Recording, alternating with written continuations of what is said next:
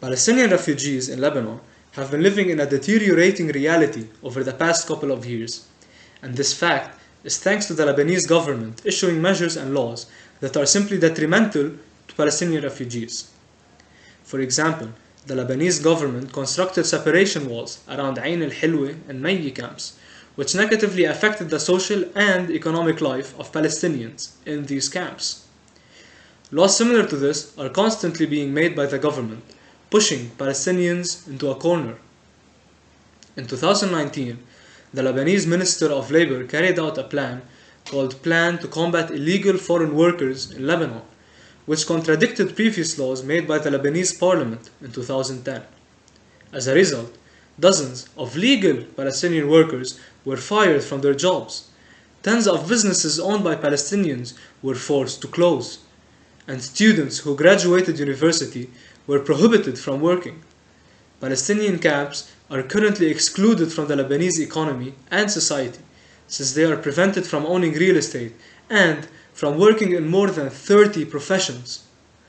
Despite promises to help alleviate these issues, the Lebanese government continues to ban Palestinians from working in several professions, regardless of whether they are qualified for the job or not. Palestinians are also deprived the right of expression through demonstrations, thanks to a decision issued by the Ministry of Interior Affairs and Municipalities.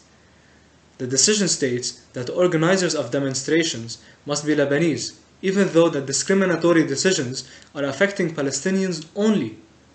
In addition to not being able to express themselves through demonstrations, Palestinians are also denied the right to issue media publications. This clearly is shutting down the voice of Palestinians in Lebanon, and if they have no voice, how can their demands for human rights be heard and addressed? These discriminatory laws are causing Palestinians hardships. Are they not also humans with rights? Of course they are.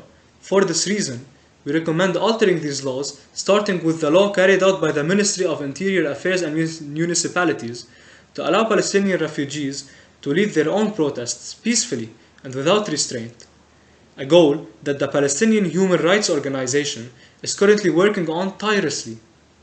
This will inform the Lebanese community about the state of the Palestinian refugee camps and will allow us to help them in finding solutions. The right to be heard is one of the most essential human rights because it is what allows people to relay all other breaches of human rights. We must also fight for Palestinian refugees to work in all varieties of fields and professions. The right to work is what builds a society and what makes it functional.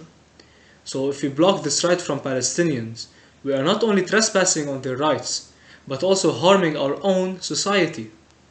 While the current crisis affects everyone in Lebanon, Palestinian refugees are enduring particular hardship given their already marginalized status in the country, said Claudio Cordon, Director of UNRWA Affairs in Lebanon. Palestinians are struggling to survive, and their needs have dramatically increased. Poverty rates in Palestinian camps in Lebanon have reached a whopping 87%. I encourage everyone listening to this message to donate to a special appeal to support Palestinian refugees in Lebanon. This is an appeal launched by the UNRWA, which is an organization dedicated to aiding Palestinian refugees in the Middle East. The appeal aims to raise funds that will provide assistance to Palestine refugees. The struggle to survive is carried by the Lebanese people, but even more so the Palestinian refugees. In the end, aren't we all people? I ask of you to join me in aiding Palestinian refugees in Lebanon to overcome these burdens, because their living conditions are truly dire. The least we can do is demand that they are given their basic human rights. Thank you.